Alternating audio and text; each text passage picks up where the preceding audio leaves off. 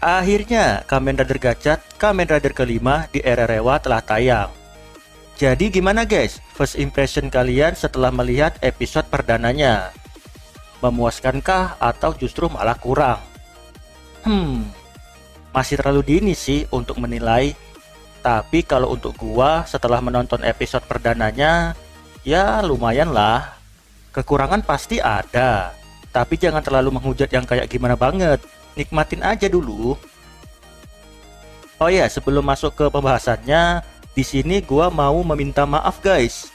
Mungkin pembahasan ini telat dan seharusnya video ini tuh mau gua upload hari Rabu. Cuma karena lagi-lagi kerjaan numpuk, terpaksa video ini gua undur deh. Tapi ya bisa dikatakan belum telat lah ya. Kalau episode 2-nya udah tayang, nah itu baru telat. Ya udah kalau gitu langsung aja, ini dia pembahasan perdana Kamen Rider Gachat episode 1.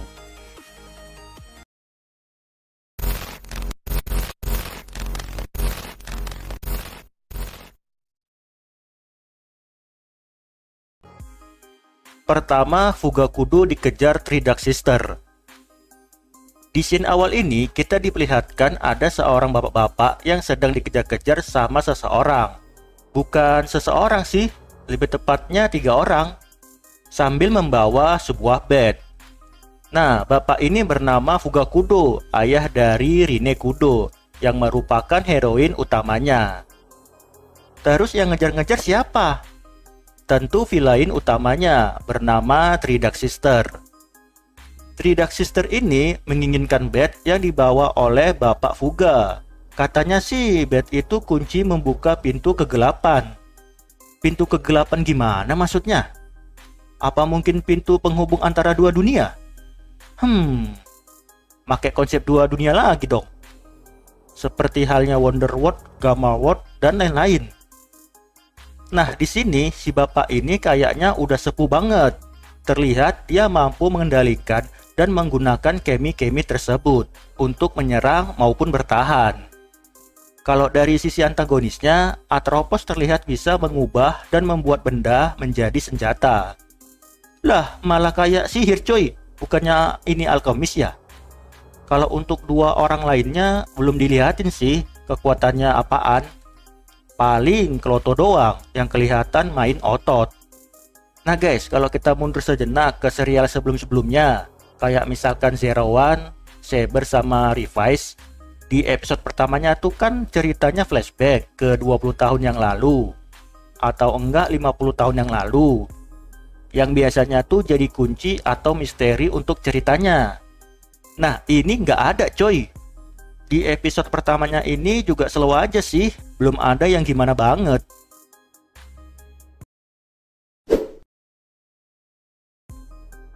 Dua, penampakan dunia Uroboros. Nah, setelah berhasil kabur dari kejaran Three Dark Sister, Bapak Fuga ini terhenti di sebuah dunia yang terlihat seperti dunia alkemis. Tuh bisa kalian lihat kan, ada banyak botol-botol alkemis. Terus apakah ini dunia di mana para kemi tercipta? Kalau dibilang dunia alkemis kayaknya kurang deh.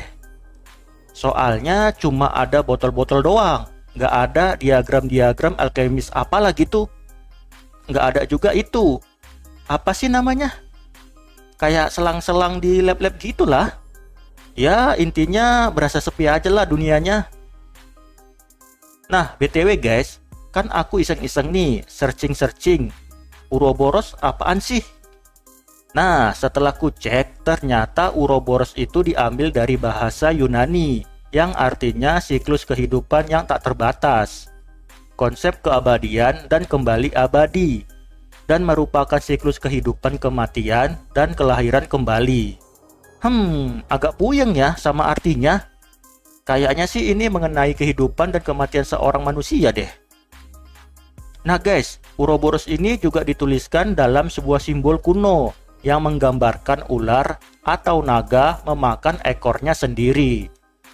Nah bisa kalian lihat kan, di gambar ini tuh ada ular yang memakan ekornya.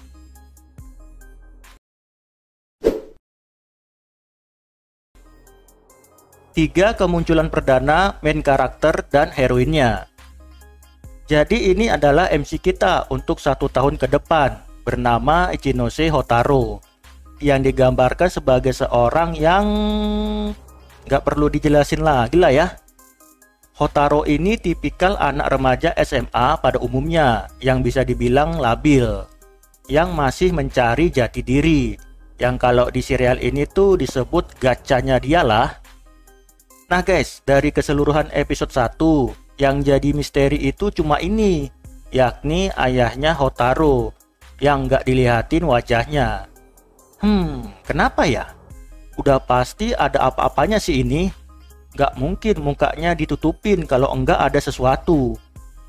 Mungkin ayahnya salah satu pencipta alkemis, atau pemimpin sebuah organisasi. Ya. Patut dinanti sih. Nah, selain MC-nya, tentu kita juga diperlihatkan heroinnya, yaitu ada Rine Kudo, yang digambarkan sebagai siswi yang teladan dan juga dingin. Penyendiri juga sih kayaknya. Hotaro aja dicuekin. Ya, sesuai lah sama deskripsi sinopsisnya, kalau Rine ini siswi yang berprestasi. Minato Sensei aja bilang kalau jalur hidupnya itu sudah ditentukan dari leluhurnya. Oh, apakah mungkin Rine ini anak bangsawan? Oke, lanjut. Ketika pulang sekolah, Hotaro kan ngikutin Rine dari belakang tuh. Nah, di situ kita dilihatin Rine yang sedang membuka sebuah pintu rahasia dengan merapalkan sebuah mantra hujan. Maksudnya mantra alkemis. Yang kalau gua lihat agak ribet ya. Pakai acara tangga naik segala lagi. Terus sampah yang di sampingnya jadi ganjel. Padahal kan bisa dibuat simple, kayak misalkan sebuah mantra sekali, terus pintu terbuka, udah.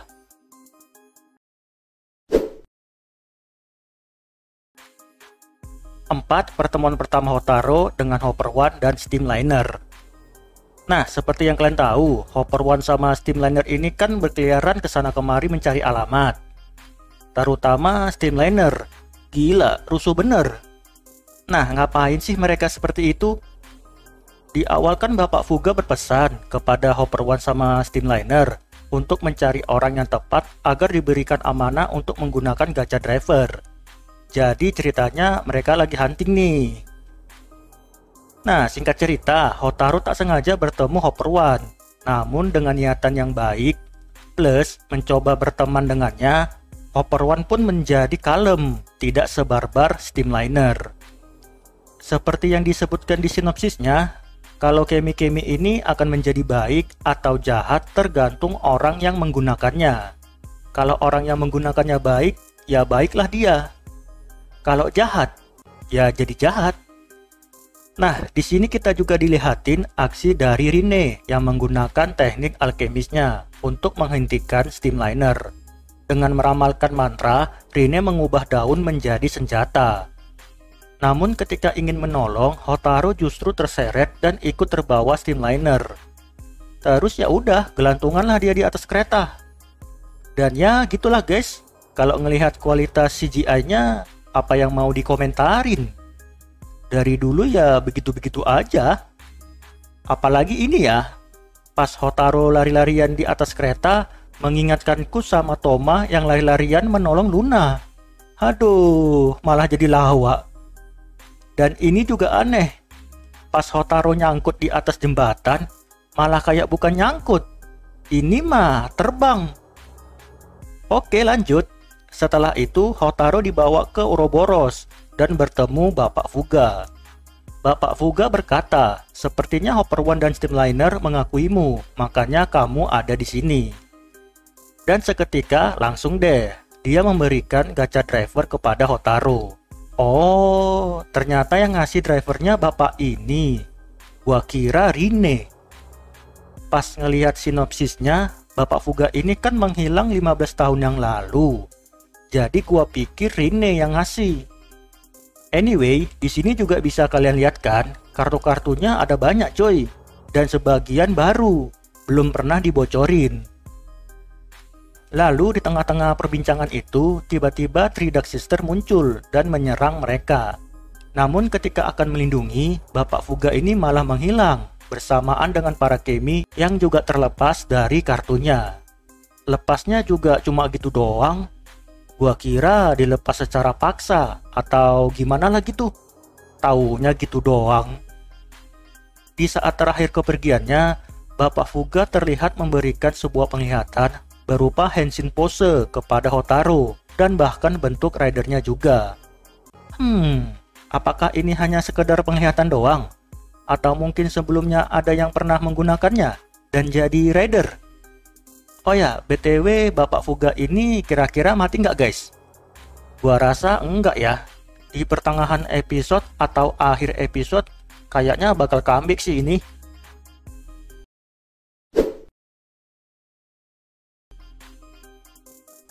Lima, debut Kamen Rider Gachat. Nah, setelah Kemi-Keminya lepas, para Kemi-Kemi ini jadi liar dan menyerang para warga. Rini juga bingung, kok bisa Kemi-Kemi itu lepas? Nah, di saat itu juga Three Dark Sister muncul dan berkata kalau driver itu milik mereka. Wait, tunggu. Jadi apakah driver ini mereka yang buat? Terus dicuri sama Bapak Fuga gitu? Nah, setelah itu pertarungan pun tak terhindari. Namun kali ini hanya Kloto yang turun tangan. Kloto terlihat menggunakan Kemi yang terlepas dan menjadi Kamantis Malgam. Melihat situasinya yang terdesak, Hotaru pun tanpa ragu menggunakan driver itu. Lalu berubah deh menjadi Kamen Rider Gachat. Namun gak langsung berubah ke bentuk rider coy, melainkan ke bentuk white mode dulu. Nah, menurutku efek perubahannya keren. Dimana awalnya kan ada dua kartu gede muncul. Terus Keminya keluar dari kartu dan masuk ke botol. Terus dibarengi dengan visual lab gitu. Nah, selain ada botol, ada juga tabung-tabungnya. Ada apinya juga, kayak lagi proses pembakaran. Ini mantep sih. Nah, setelah berubah ke bentuk white mode, proses selanjutnya baru deh ke bentuk aslinya, yang dimana proses ini sama kayak lini mainannya. Dimana awalnya tuh ada yang Gachat berbentuk polos, lalu ada armor yang nempel di badannya. Nah, habis itu ya udah deh, langsung gelut, bak big book, dan diakhiri dengan rider kick, yang mantap abis cuy.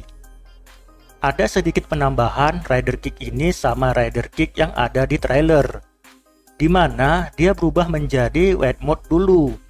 Terus armornya pecah dan jadi rider lagi. Terus armor yang pecah tadi nempel lagi di badannya.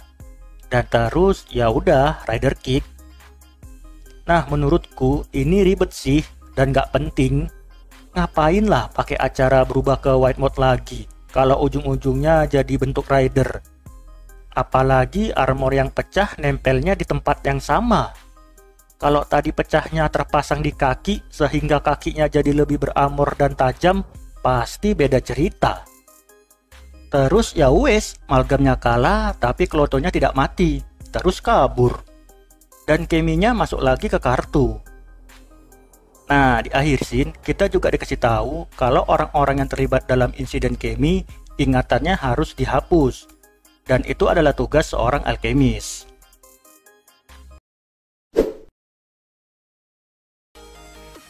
Oke guys, itu dia tadi pembahasan perdana kita untuk Kamen Rider Gachat. Nah, jadi gimana pendapat kalian untuk episode 1 ini? Di luar ekspektasi kah? Ya, seperti yang gua bilang di awal, episode 1 ini ceritanya nggak berat amat. Nggak banyak misteri juga yang diungkap. Semoga sampai tamat nanti ceritanya tetap begini. Slow, tidak banyak teori ini itu, dan yang terpenting have fun aja. Ya udah guys, kalau gitu sampai di sini aja pembahasannya, dan sampai ketemu lagi di video berikutnya.